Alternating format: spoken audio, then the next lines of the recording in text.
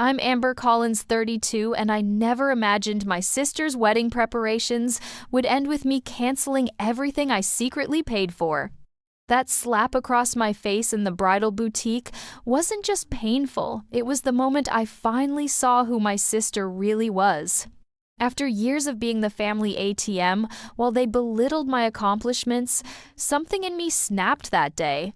What happened next shocked everyone, especially my sister, when she discovered who had actually been financing her dream wedding all along. Hey everyone! Before I dive into this family drama that completely changed my life, I'd love to know where you're watching from. Drop your location in the comments below. And if you've ever dealt with entitled family members, hit that like button and subscribe to join our storytelling community. I post new family revenge dramas every week, and trust me, this one has an ending you won't see coming. Growing up in a middle-class neighborhood in Boston, the dynamic between my sister Vanessa and me was set from early childhood. Vanessa, 2 years younger than me, was undeniably the golden child. With her perfect blonde curls, magnetic personality, and seemingly effortless talent for everything, from dance recitals to debate team, she commanded attention wherever she went. My parents, especially my mother, would beam with pride at her every achievement. I, on the other hand, was the practical one. While Vanessa was performing in the school play, I was in the library studying. While she was being crowned prom queen, I was taking extra AP classes and working part-time at the local bookstore. My academic achievements were expected rather than celebrated. Of course, Amber got straight A's. That's just what she does, my mother would say dismissively, before turning the conversation back to Vanessa's latest triumph. Our father, though less obvious about his favoritism, still spent more time teaching Vanessa to drive, attending her events, and engaging with her friends. My accomplishments warranted a brief "good job" before the spotlight returned to my sister. I tried not to let it bother me, channeling my energy into academics and eventually securing a full scholarship to MIT for computer science, while Vanessa attended a state school on our parents' dime. College was my escape. For the first time, I was valued for my intelligence and work ethic. I thrived in the competitive environment, graduating summa cum laude and landing a prestigious job at a tech startup that eventually hit it big. By 28, I had stock options worth millions and a salary that put me in the top tax bracket. I bought a beautiful brownstone in Boston's Back Bay neighborhood and lived comfortably, though frugally given my wealth. Old habits die hard. Despite my success, family dynamics remained unchanged during holidays and gatherings. Vanessa, who had majored in communications but jumped between marketing jobs, was still the center of attention. My parents would fawn over her minor workplace victories while barely acknowledging my promotion to Chief Technology Officer. When I mentioned securing a patent, my mother quickly redirected the conversation to Vanessa's new haircut. What stung most was how my family began to see me as nothing more than a resource. It started small, Vanessa borrowing money for rent that was never repaid, my parents hinting about retirement concerns.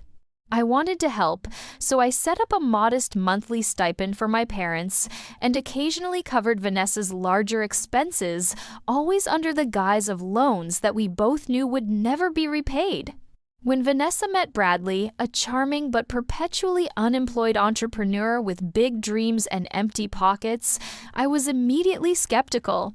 6 months into their relationship, they announced their engagement with plans for a lavish wedding that neither could afford. My parents, living comfortably but not extravagantly on the retirement fund I had set up for them, couldn't contribute much. That's when my mother approached me with what she called a small favor.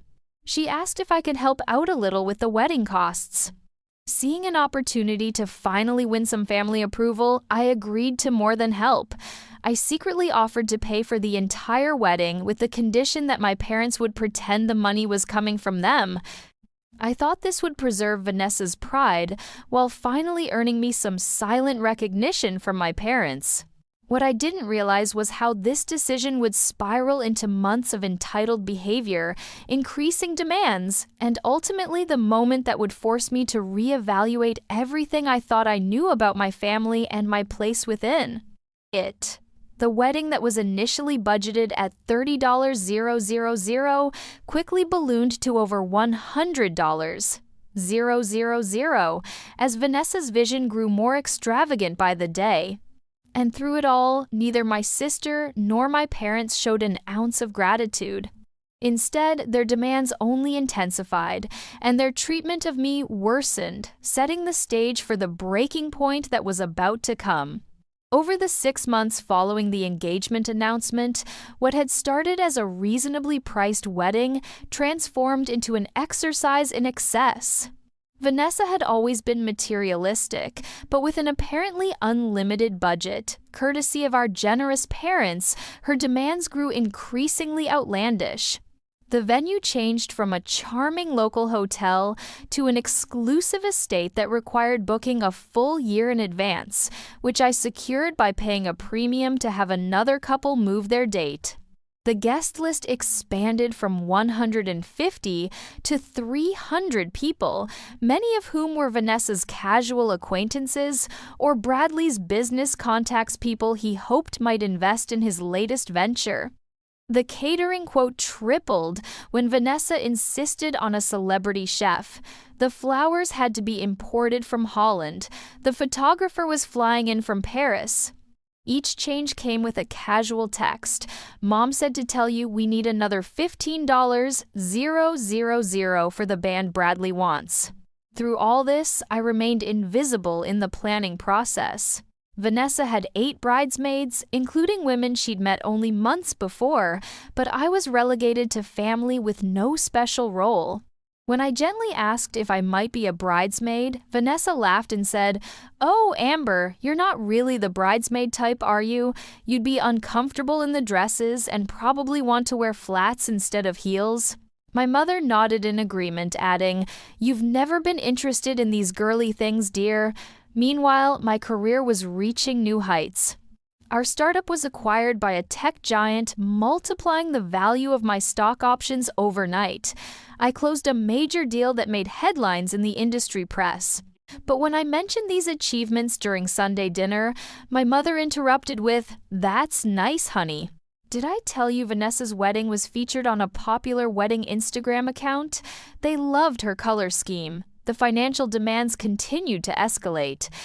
Bradley's parents, a middle-class couple from Michigan, contributed $10,000, which both Vanessa and my parents deemed embarrassingly small. Meanwhile, I had already transferred nearly $90,000 to my parents' account, which they presented to Vanessa as their own contribution. What hurt most was how my parents began treating me as little more than an ATM. Phone calls that once started with, "How are you now?" began with "Vanessa needs," or "We were thinking for the wedding." My birthday passed with a hasty text message from my sister and a belated card from my parents, while we had celebrated Vanessa's birthday the month before with an expensive dinner that surprise I paid for.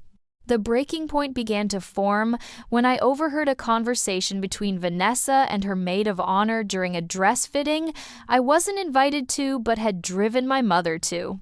I was sitting in the boutique's waiting area, invisible as usual, when Vanessa's voice carried from behind a curtain. "I can't believe how cheap my sister is," she was saying. "She makes all that money and got me a KitchenAid mixer for my engagement present. My parents are spending 6 figures on this wedding, and she can't even bother to get me something special." Her friend replied, "Well, at least she's coming to the wedding." "Isn't she socially awkward around your friends?" Vanessa laughed. "Oh my God, totally. We're seating her at the family table so she doesn't have to talk to anyone. Bradley wanted to seat her with his weird cousins since they're all socially challenged, but I thought that might be too obvious. I just hope she wears something appropriate and doesn't show up looking like a tech nerd." I sat there, frozen as tears welled in my eyes. The $5,000 I'd spent on that mixer, which Vanessa had specifically requested, was apparently insufficient. And all this time they had been mocking me behind my back, planning to isolate me at the wedding I was paying for. That night, I couldn't sleep. I scrolled through text messages from the past 6 months, seeing for the first time how every interaction with my family had been transactional. There wasn't a single message asking how I was doing or what was new in my life. Everything was about the wedding, about money, about what I could provide. As dawn broke, I made a decision this shopping trip for the final dress. Fitting and accessories would be my last financial contribution unless something changed. I needed to see some recognition, some gratitude, any sign that I was valued as more than a convenient source of funds. With this resolve, I headed to the bridal boutique for what would become the most pivotal shopping trip of my life. The morning of the fateful shopping trip dawned bright and clear, contrasting sharply with my turbulent emotions. After a nearly sleepless night, I had made my decision today would be different. I would speak up, set boundaries, and demand the respect I deserved. But first, I would give my family one last chance to see me as something more than a walking checkbook. The plan for the day was extensive final dress alterations for Vanessa, shopping for accessories, selecting bridesmaids' gifts, and finalizing details with the wedding planner, all of which required my financial backing, but not apparently my opinion. I arrived at my parents' house to drive everyone to the boutique, finding Vanessa already irritated about something Bradley had said that morning. "He just doesn't understand the pressure I'm under," she complained as we drove to the upscale shopping district. "He thinks I'm being bridezilla, but this is literally the most important day of my life." My mother patted her hand soothingly. "He'll understand once he sees how magnificent everything is. Men just don't appreciate these details." I gripped the steering wheel tighter, remembering how I'd stayed up until 3 a.m. the previous week, solving an emergency with the venue's booking system, ensuring Vanessa didn't lose her date. No one had thanked me. In fact, no one had even acknowledged it. The bridal boutique was exclusive appointment, only champagne served in crystal flutes, personal attendants for each bride. The owner greeted Vanessa warmly, recognizing her from previous visits. "And you must be the mother of the bride," she said to our mother, who beamed proudly. Then, the owner turned to me with a polite but dismissive smile. "And you are." Just the sister Vanessa answered before I could speak. "She's helping Mom carry things today." I felt myself flush with anger and embarrassment. Just the sister. Just the person financing this entire charade. For the next 2 hours, I sat quietly as Vanessa tried on her custom-designed gown for final adjustments. The dress alone had cost $15,000, with another $3 0 alterations. As she twirled before the mirror, my mother wiped away tears. "It's everything we dreamed of," she said, squeezing Vanessa's hand. "It's perfect," Vanessa agreed, admiring her reflection. "Though I'm still not sure about the veil. I might want to try a few more options." The bridal consultant brought out a selection of veils, each more elaborate and expensive than the last. Vanessa selected one with hand-sewn crystals and custom lace that cost nearly $2,000. Then came the accessories, diamond earrings, a pearl bracelet, designer shoes, and a jeweled hairpiece. As each item was added to the growing bill, I noticed a pattern. Neither Vanessa nor my mother ever looked in my direction when discussing prices.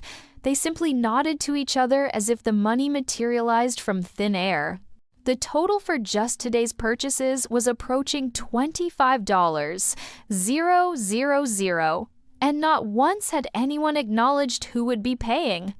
We moved on to selecting gifts for the bridesmaids' personalized jewelry sets that cost $500 each. As Vanessa deliberated between options, my mother's phone rang. It was the wedding planner calling about a minor crisis with the cake designer. He's saying the sugar flowers will take additional time and will cost another $1,200, my mother reported after hanging up. Vanessa's face crumpled. But those flowers are essential to the design. The entire cake concept will be ruined without them. My mother looked at me expectantly. This was the pattern a problem arose. Vanessa got upset, and I was expected to silently fix it with my wallet. Something inside me snapped. Maybe we should consider if gold-dusted sugar peonies are really essential to your marriage, I said, trying to keep my voice even. The boutique fell silent. Both Vanessa and my mother stared at me as if I'd suddenly started speaking in tongues. "Excuse me," Vanessa said, her voice dangerously quiet.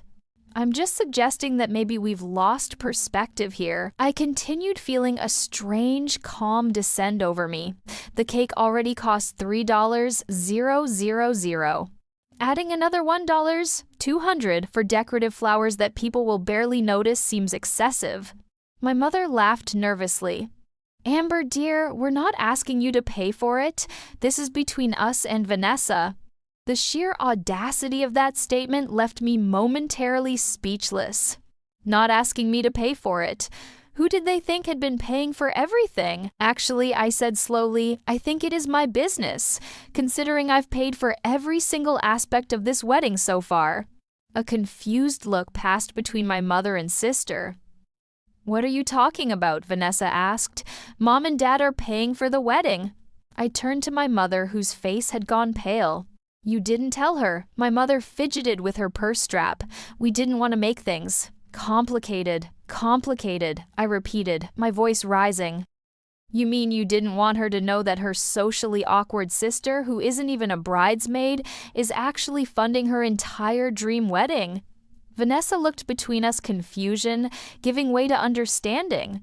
"Is this true?" she demanded of our mother.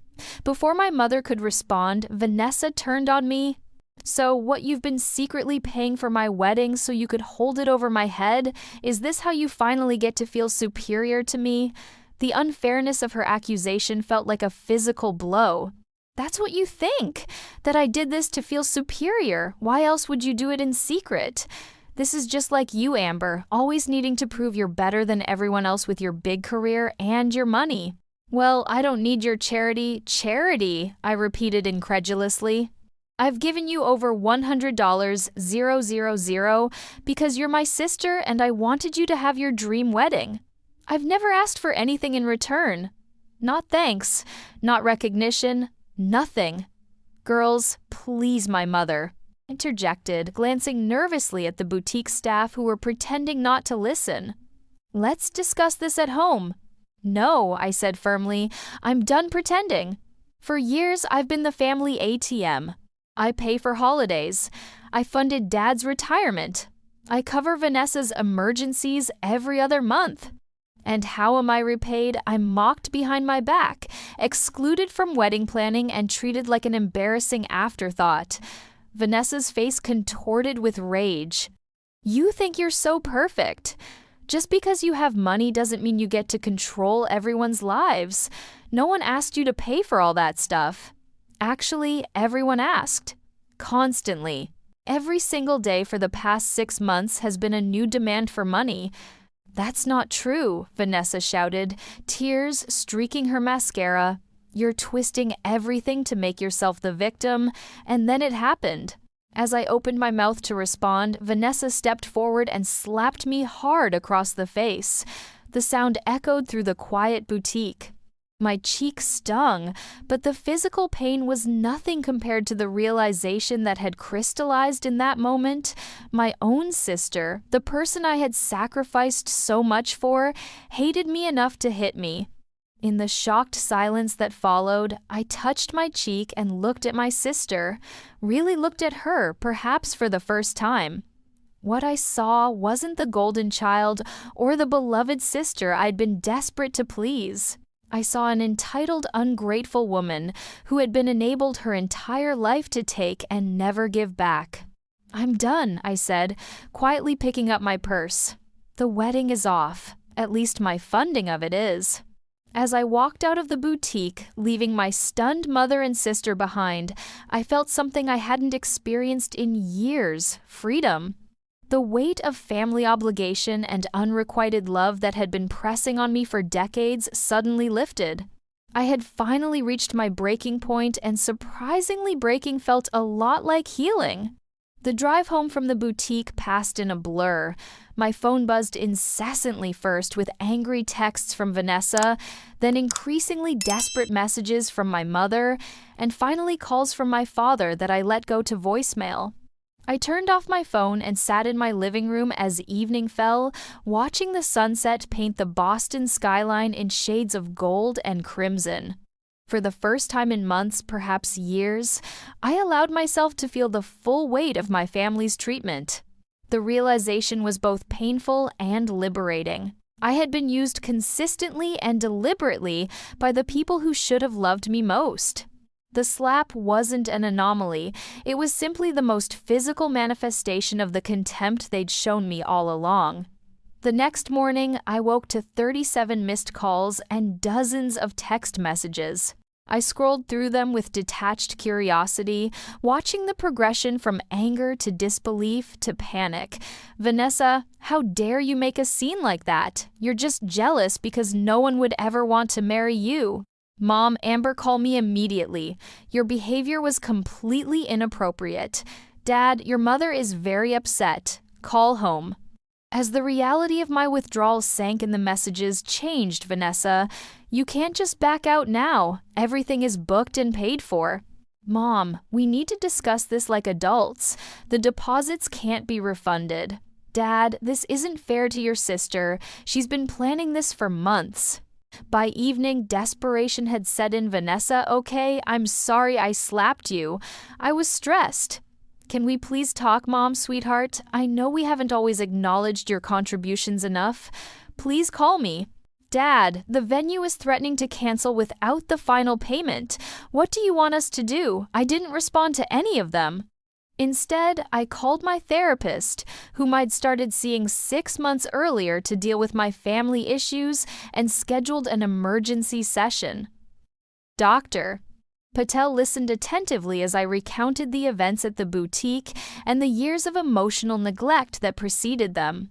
"What you're describing sounds like a lifetime of emotional manipulation," she said when I finished.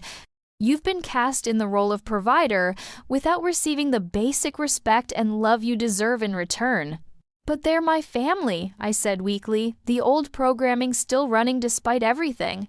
"Family should be the people who support and value you most," Dr. Patel replied. "When family consistently hurts you, it's not only acceptable to set boundaries, it's necessary for your well-being." Those words echoed in my mind as I finally replied to my family with a single group text, "I need space. All wedding payments going forward are your responsibility. Please don't contact me for the next 2 weeks. Then I did something I'd never done before. I booked a last-minute vacation. I flew to a small island in the Caribbean and spent 10 days swimming in crystal-clear water, hiking to waterfalls, reading novels on the beach, and sleeping more deeply than I had in years. Away from the constant demands and subtle put-downs, I began to recognize how toxic my family dynamic had become and how much it had shaped my self-perception. I'd built my entire identity around being the responsible one, the provider, the one who sacrificed her own needs for others. Without those roles, who was I? What did I want from life, beyond career success and family approval? These questions surfaced like treasures from the ocean floor as I gave myself permission to prioritize my own happiness. When I returned to Boston, tanned and more centered than I'd felt in years, I found my condo building's lobby filled with flower deliveries and gift baskets. Cards from my parents expressed deepest regret and promises to make things right. Vanessa had sent an expensive watch with a note saying, "I've been thinking about how I've treated you. I'm truly sorry." I placed everything in a spare room and sat down to formulate a plan. The old Amber would have accepted these gestures as sufficient, eager to restore peace at any cost. The new Amber, the one who had finally recognized her own worth, knew that material apologies without genuine understanding meant nothing. You guys, I can't tell you how transformative that solo vacation was for me. It gave me the clarity and courage I needed for what came next. Have you ever taken time away from a toxic situation and gained a completely new perspective? Let me know in the comments. And if you're enjoying this journey with me, please hit that like button and subscribe so you don't miss what happens next. The confrontation that was coming would change my family forever, and I was finally ready to stand my ground. I arranged a family meeting at my parents' house where Bradley would also be present. I arrived early, setting up a presentation on my laptop and arranging documents on the dining room table. When everyone arrived, they seemed unsure how to interact with me, alternating between cautious smiles and worried glances. Thank you all for coming. I began formally once everyone was seated. I've had time to think about our situation, and I believe we need complete transparency before deciding how to move forward. I projected a spreadsheet onto the living room wall, a detailed accounting of every penny I had contributed to my family over the past 5 years. The wedding expenses were only the tip of the iceberg. Mortgage payments for my parents when they'd fallen behind car repairs, medical bills not covered by insurance, Vanessa's credit card debt, vacations they couldn't afford, but took anyway. The total exceeded $400, 000. This doesn't include the monthly stipend I've been providing to mom and dad for the past 3 years, which amounts to another $72, 000. I added as my family stared at the figures in shock. Bradley shifted uncomfortably, glancing at Vanessa. This was clearly news to him. I'm not showing you this to make you feel bad or to demand repayment, I continued. I'm showing you because there's been a fundamental dishonesty in our relationship. You've treated me as an unlimited resource while simultaneously diminishing my worth as a person. My father started to speak, but I held up my hand. Please let me finish. I've recorded some things I want to share. I played audio clips I'd saved on my phone over the past year, conversations I'd overheard or been part of. My mother, no Amber, won't mind paying. It's not like she has anything else to spend her money on. Vanessa to a friend. My sister, no, she's not in the wedding party. She's too awkward and she'd probably try to take over everything. My father on the phone, just ask Amber for the money. She always says yes. As the recordings played, my mother's face crumpled. My father looked at the floor and Vanessa's complexion turned ashen. Bradley appeared increasingly uncomfortable, his gaze darting between Vanessa and me. I don't share these to hurt you, I said when the last recording ended. I'm sharing them because I need you to understand that the issue isn't just financial. It's about respect, gratitude, and love, all of which have been conspicuously absent in how you've treated me. The room was silent for a long moment before my mother spoke, her voice barely above a whisper. We never meant to hurt you, Amber. We got used to you being the strong one, the successful one, who didn't need emotional support like Vanessa did. Everyone needs emotional support, Mom, I replied evenly. Everyone needs to be valued and seen. I've been invisible in this family unless my checkbook was needed. Vanessa was crying now, mascara creating dark rivers down her cheeks. I didn't know about all the money, she said. I mean, I knew you helped sometimes, but not like this. Mom and Dad always said they were handling the wedding costs. I turned to my parents. Why keep it a secret? Were you ashamed to admit you needed my help? My father cleared his throat. We didn't want Vanessa to feel less than. You've always been so capable, and she's struggled more. We were protecting her pride, at the expense of mine, I noted. And in doing so, you've allowed her to treat me terribly while benefiting from my generosity. Bradley, who had been silent until now, suddenly stood up. I had no idea about any of this, he said, looking genuinely distressed. Vanessa told me her parents were wealthy and paying for everything. If I'd known it was coming from you, Amber, especially after how I've seen them treat you at family gatherings, I never would have agreed to such an expensive wedding." Vanessa gaped at him. "Bradley, no, Vanessa, this is wrong," he insisted. "Your sister has been bankrolling your life while you mock her behind her back. That's not the woman I thought I was marrying." His words hung in the air, a devastating indictment that no one could refute. Tears spilled down Vanessa's face as she looked from Bradley to me. "I'm so sorry, Amber," she whispered, and for the first time in years, I believed her. "I've been horrible to you. I was jealous of your success and took advantage of your generosity. I don't deserve your forgiveness, but I'm truly deeply sorry." My mother was sobbing quietly, her carefully maintained composure completely shattered. My father looked older than I'd ever seen him, the weight of his choices visibly heavy on his shoulders. "Where do we go from here?" my father finally asked, his voice rough with emotion. I took a deep breath, ready to outline the boundaries and expectations I had carefully formulated during my time away. But before I could speak, an unexpected voice broke the tension. I think Bradley said firmly that we start by canceling this ridiculous wedding. Bradley's statement landed like a thunderclap in the already emotionally charged room. Vanessa stared at him in shock, her tear-streaked face a mask of disbelief. "What are you saying?" she whispered. Bradley moved to sit beside me on the couch, a symbolic gesture that wasn't lost on anyone present. "I'm saying that I won't participate in a wedding built on lies and someone else's exploitation. If we get married, it will be a ceremony we can afford ourselves with honesty and integrity." My mother found her voice, but the deposits, the arrangements, everything is set for next month. Actually, I interjected, nothing is set. I called all the vendors yesterday and put everything on hold. No more money has been paid beyond the initial deposits. Bradley nodded appreciatively at this information before turning back to Vanessa. "I love you, but what's happened here is wrong. If you can't see that, then maybe we need to reconsider more than just the wedding." Vanessa's shock gave way to a fresh wave of tears, but these seemed different, less performative, more genuine. "I do see it," she said quietly. "I've been terrible, to everyone but especially to Amber." She looked up at me, her expression stripped of its usual confidence. How did we get here? When did I become this person? It was the first real question she'd asked me in years. "It happened gradually," I replied, feeling a surprising lack of anger.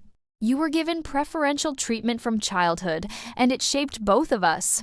I became the responsible provider, desperate for approval. You became the entitled taker, expecting adoration and accommodation. Neither role was healthy." My father nodded slowly. "We created this dynamic. We favored Vanessa because she seemed to need more attention, more support. And we took you for granted, Amber, because you always seemed so capable on your own." "Being capable doesn't mean I didn't need love and recognition," I said softly. "No, it doesn't," my father agreed, his eyes filling with tears. "We failed you. I failed you, and I'm so deeply sorry." My mother reached across the table to touch my hand, the first genuine maternal gesture I could remember in years. "Can you ever forgive us?" I didn't answer immediately. Forgiveness couldn't be rushed if it was to be real. "I think forgiveness is possible," I finally said. "But rebuilding trust will take time and consistent effort from everyone." Bradley, who had been quiet for a moment, spoke up again. "I have a suggestion. Vanessa and I will postpone the wedding indefinitely. We'll take that time to work on ourselves individually and as a couple, and we'll find ways to make amends to Amber." Vanessa nodded, wiping her eyes. "I want that. I want to be better." She looked at me hesitantly. Would you help me figure out how to stand on my own 2 feet? Not financially," she added quickly, "but I don't even know how to manage a budget." I never had to learn. The request surprised me, not because it was unreasonable, but because it acknowledged a weakness Vanessa had never admitted before. I can help with that, I said carefully. But we'd need to establish some ground rules. For the next hour, we outlined a new family dynamic. My parents would attend financial counseling to learn to live within their actual means. I would continue their stipend for another 6 months, reduced by half, while they adjusted their lifestyle. After that, they would be financially independent, except for genuine emergencies. Vanessa and Bradley would move to a smaller apartment they could afford on their combined incomes. I would help Vanessa develop career skills, but wouldn't subsidize her lifestyle anymore. Bradley, who turned out to have a practical streak I hadn't anticipated, agreed to get a steady job while pursuing his entrepreneurial ideas on the side. As for the canceled wedding, the lost deposits would be split between my parents and the couple. My contribution had already far exceeded any reasonable expectation. When we finally ended the meeting 3 hours later, I felt cautiously hopeful. Real change wouldn't happen overnight, but for the first time, everyone seemed to recognize the unhealthy patterns that had defined our family for decades. As I prepared to leave, Vanessa approached me awkwardly. "I've been thinking about what you said about our childhood roles. You're right.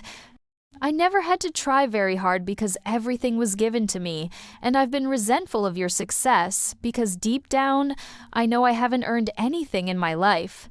The admission clearly cost her, and I felt a flicker of respect for her willingness to voice it. "It's not too late to change that," I told her. "You're smart and capable when you apply yourself. You've just never had to." She nodded thoughtfully. Would you be willing to get coffee sometime, just to talk? Not about money or the wedding or anything, just..." As sisters, the question held no manipulation, no hidden agenda that I could detect. It was perhaps the most genuine interaction we'd had in our adult lives. "I'd like that," I said and meant it. As I drove home, I reflected on how differently the day had unfolded than I'd expected. I'd come prepared for defensiveness, gaslighting, and emotional manipulation, the family patterns I'd experienced my entire life. Instead, I'd witnessed what seemed like genuine remorse and a willingness to change. Bradley unexpectedly had emerged as an ally. He texted me privately after the meeting, "Thank you for your courage today. I've seen how they treat you at family gatherings, but never understood the full picture. I'm committed to helping Vanessa become a better person and sister to you." The coming weeks and months would test whether today's breakthroughs were genuine or merely performances motivated by financial desperation. Trust once broken couldn't be instantly restored. But for the first time in years, I felt hopeful about my family relationships, not because I was providing financial support, but because we were finally acknowledging the deeper dysfunction that money had only masked.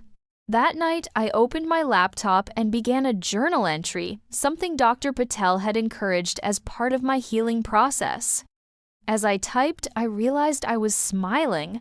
The wedding that had become a symbol of my family's exploitation was canceled, but something much more valuable might be taking its place: honest relationships built on mutual respect rather than financial dependency. It wouldn't be easy.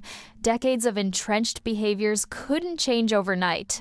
There would be backsliding, tough conversations, and moments of doubt. But for the first time, it felt possible to build a family dynamic that wasn't based on my checkbook, but on genuine connection. As I closed my laptop and prepared for bed, my phone pinged with a text from Vanessa. "I found an online course about personal finance basics. Going to start it tomorrow. Thank you for not giving up on me even though I gave you every reason to." It was a small step, but perhaps the first genuine one on a long road to healing. In the 3 months following our family confrontation, changes unfolded that I would have deemed impossible just a short time before. True to their word, my parents began financial counseling and downsized several aspects of their lifestyle. My father, who had always dismissed my career as playing with computers, asked me to explain what I actually did at my company. For the first time, he listened with genuine interest, asking thoughtful questions and expressing pride in my accomplishments without immediately pivoting to Vanessa's latest news. My mother's transformation was more gradual but equally significant. She began calling me regularly not to ask for money but to check in. At first, these conversations were awkward, with long pauses and superficial topics. But slowly, we developed a new way of relating. She asked about my friends, my hobbies, my dreams for the future, questions she'd never bothered with before. I realized I don't really know you, she admitted during one particularly honest conversation. I've been so focused on what you could provide that I never took the time to see who you actually are. The most dramatic change, however, came from Vanessa. After the initial shock wore off, she threw herself into self-improvement with the same intensity she'd once reserved for wedding planning. She completed the personal finance course, created her first budget, and found a job as an event coordinator at a local hotel work that utilized her social skills and organizational talents. Bradley supported her throughout having secured a stable position in sales at a software company. They moved into a modest 2-bedroom apartment and began paying down their combined debt. The engagement remained, but the wedding was postponed indefinitely by mutual agreement. Weekly coffee with Vanessa became a fixture in my calendar. Our first few meetings were tense and halting, but gradually we learned to relate as adults rather than falling back into childhood roles. I discovered aspects of my sister. I'd never appreciated her quick wit, her creativity, her genuine charm when it wasn't being wielded manipulatively. I've been thinking a lot about why I treated you so badly, she said, during one of our meetings. Part of it was jealousy, but part of it was fear. Fear? I asked, surprised. She nodded. You achieved everything through hard work and talent. Deep down, I was afraid I couldn't measure up without Mom and Dad's favoritism. So instead of trying, I just doubled down on being the golden child. It was easier than risking failure. Her self-awareness touched me. You're more capable than you've given yourself credit for, I told her. I'm seeing that now. For my part, I was working through my own issues with Dr. Patel. My need for family approval had driven me to sacrifice my own well-being for years. Learning to set boundaries without guilt was an ongoing challenge. You don't have to earn love through financial support, Dr. Patel reminded me during one session. Healthy relationships are reciprocal, not necessarily in money, but in respect, consideration, and care. I practiced saying no to requests that felt exploitative and yes to genuine connection. I invited friends over for dinner parties, joined a rock climbing gym, and even went on a few dates. Aspects of life I'd neglected while focusing on work and family obligations. 6 months after the confrontation, Vanessa called me with unexpected news. Bradley and I have been talking, she said, her voice vibrant with excitement. We want to get married after all, but not the way we planned before. She explained their new vision, a small ceremony in our parents' backyard with only immediate family and a few close friends. A potluck reception where everyone contributed something. Homemade decorations and family photographs instead of expensive floral arrangements. We're doing it on our own, she emphasized. No loans, no draining our savings, and absolutely no secret funding from generous sisters. I smiled at the gentle self-deprecation in her tone. It sounds perfect. There's one more thing she added, her voice turning serious. I'd really like you to be my maid of honor. Not because of money or obligation, but because I'm trying to be a better sister, and I'd like to start by acknowledging how important you are to me. The invitation brought unexpected tears to my eyes. I'd be honored, I said and meant it. The wedding planning process this time around was a study in contrasts. Instead of extravagant demands, there were thoughtful considerations of budget and meaning. Vanessa and our mother spent weekends crafting centerpieces and designing simple invitations. Bradley and my father built an arch for the ceremony using wood from a tree that had stood in our childhood backyard. The simplicity highlighted what really mattered, the commitment between two people and the community supporting them. Vanessa remained excited about her wedding, but her focus had shifted from impressing others to celebrating love. 2 weeks before the ceremony, Vanessa and Bradley invited me to dinner at their apartment. After a lovely meal that they had prepared together, another new development, they handed me an envelope. Inside was a check for $10,000, and a card that read, "This is the beginning of our repayment plan. We know it's a fraction of what you've given us, but it represents our commitment to making things right. No pressure to accept, but we wanted you to know we're serious about change." I was touched by the gesture, but gently pushed the check back across the table. "Keep this money for your future," I said. "What matters to me isn't repayment. It's the recognition and respect you're showing now. That's worth more than any dollar amount." Bradley shook his head firmly. "We need to do this, Amber, not just for you, but for us. We need to know we're standing on our own feet and making amends for past wrongs." After some discussion, we reached a compromise. They would set up a savings account with the money, adding to it monthly as they could afford. If they maintained financial independence for a full year, the money would go toward their future, perhaps a house down payment or starting a family. If they slipped back into old patterns of dependency, the account would serve as repayment. It was a solution that honored both their desire for accountability and my hope for their continued growth. The day of the wedding arrived, a golden autumn Saturday that painted the trees in our parents' yard in shades of amber and crimson. The simple ceremony was more moving than any elaborate production could have been. Vanessa, radiant in a vintage dress she'd found at a consignment shop, exchanged heartfelt vows with Bradley beneath the handmade arch. As maid of honor, I stood beside my sister, witnessing not just her marriage, but the remarkable transformation of our family. My parents, seated in the front row, held hands and beamed with a pride that for once seemed to encompass both their daughters equally. During the reception, my father clinked his glass for a toast. To Bradley and Vanessa, he began, his voice steady with emotion. "May your marriage be built on honesty, mutual respect, and genuine love."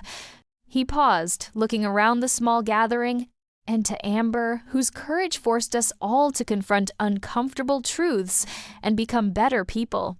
"Thank you for giving our family a second chance we didn't deserve, but desperately needed." Tears shimmered in every eye as glasses were raised.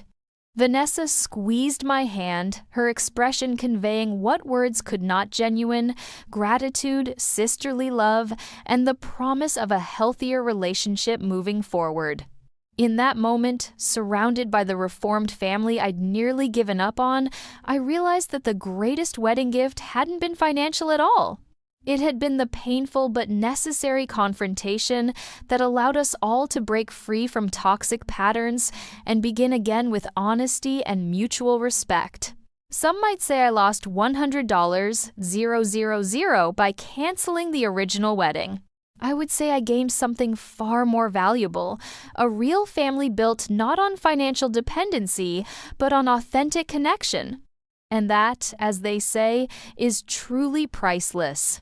Exactly 1 year after Vanessa and Bradley's intimate backyard wedding, we gathered again at my parents' house, not for another ceremony, but for a celebration of the journey we'd taken together. So much had changed in 12 months that it sometimes felt like we'd lived an entire lifetime. My sister and Bradley had thrived in their new life of financial responsibility. The savings account we'd established now held over $18,000, every cent earned through their own hard work and careful budgeting. Bradley had received a promotion at the software company, while Vanessa had parlayed her event planning position into starting a small consulting business, helping couples plan meaningful weddings on modest budgets. I know all the pitfalls to avoid, she'd joke with her clients. My parents had fully adapted to living within their means. They'd sold their oversized house and moved to a charming townhome that required less maintenance and had lower property taxes. My father had discovered a passion for woodworking, selling his handcrafted furniture at local markets to supplement their retirement income. My mother had joined a community garden and found friendship with women who valued her for herself rather than her daughter's wedding or her husband's status. As for me, I'd found a balance I'd never thought possible. Work remained important. I'd led my team through a successful product launch that made headlines in the tech world, but it no longer consumed my identity. I'd started dating a kind, thoughtful architect named David, who appreciated my drive but gently encouraged me to leave the office before 8 every night. I'd learned to kayak, joined a book club, and even adopted a rescue dog named Einstein, who greeted me with unbridled joy each evening. Most importantly, I'd learned to value myself beyond what I could provide for others. The weekly therapy sessions with Dr. Patel had helped me understand that my worth wasn't tied to my bank account or my usefulness to family members. I deserved love and respect simply for being me, a revolutionary concept that had transformed how I allowed others to treat me. The anniversary gathering was Vanessa's idea. She'd planned a simple barbecue with everyone contributing dishes and stories. As we sat around the patio table watching the sunset paint the sky in brilliant oranges and pinks, Bradley raised his glass. To growth, he said, simply, and to second chances. My father nodded thoughtfully. I never imagined how much we needed to change until we were forced to. Thank you, Amber, for having the courage to hold up a mirror when it would have been easier to keep writing checks. It wasn't just courage, I admitted. It was self-preservation. I couldn't continue being who I was before always giving without receiving, always hoping for recognition that never came. My mother reached for my hand across the table. I'm so sorry for how blind we were. When I look back at how we treated you, her voice broke. I don't know how you forgave us. Forgiveness is a process, I said, echoing Dr. Patel's words. It happens day by day, with each new interaction that proves things have really changed. And they have changed. All of you have shown that consistently. Vanessa smiled at me, her eyes bright with unshed tears. You know what I realized recently? That slap in the bridal boutique was the best thing that could have happened to me. It forced me to see myself as I really was, entitled, ungrateful, selfish. I'm not proud of who I was, but I'm grateful for the wake-up call. To wake-up calls, Bradley added, raising his glass again, and to the people brave enough to deliver them. As dusk settled around us and fireflies began to twinkle in my parents' modest new backyard, I felt a sense of peace I'd never experienced in my family's presence before.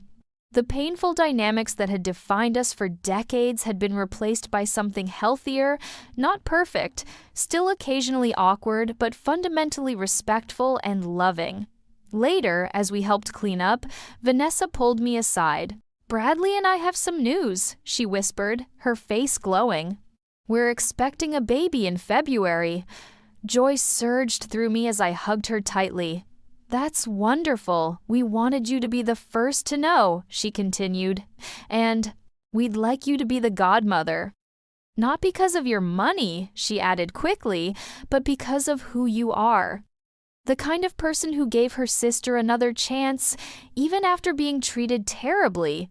The kind of person we want our child to look up to. Tears filled my eyes. I'd be honored, I said for the second time that year, but this invitation meant even more than being maid of honor had. As I drove home that night with Einstein snoozing in the passenger seat, I reflected on the extraordinary journey of the past year. The slap that had seemed so devastating in the moment had actually been the catalyst for healing that our family desperately needed. By refusing to continue enabling toxic behavior, I had created space for genuine transformation. Not every family story ends this way, of course. Some people never acknowledge their harmful patterns or make meaningful changes. Forgiveness doesn't always lead to reconciliation, and sometimes maintaining distance is the healthiest choice. But in our case, courage and honesty had opened a path to healing that none of us could have imagined. As I pulled into my driveway, my phone pinged with a text from David Hope. The family gathering went well. Can't wait to hear all about it tomorrow. Sweet dreams. I smiled, grateful for this new chapter of my life, one where relationships were reciprocal, where love didn't come with conditions, and where I was valued simply for being me. So that's my story, how my sister's slap during wedding shopping led to a complete transformation of our family dynamic. I know many of you have experienced similar struggles with family members who take advantage of your generosity or success. I hope my journey gives you courage to set boundaries and demand the respect you deserve. Have you ever had to stand up to family for your own well-being? How did it turn out for you? I'd love to hear your experiences in the comments below. And if this story resonated with you, please hit that like button and subscribe to my channel for more real-life family stories with lessons we can all learn from. Share this video with someone who might need to hear that setting boundaries isn't selfish. It's often the most loving thing you can do for yourself and others. Thank you so much for watching, and remember, sometimes the most painful moments can lead to the most beautiful transformations. Until next time,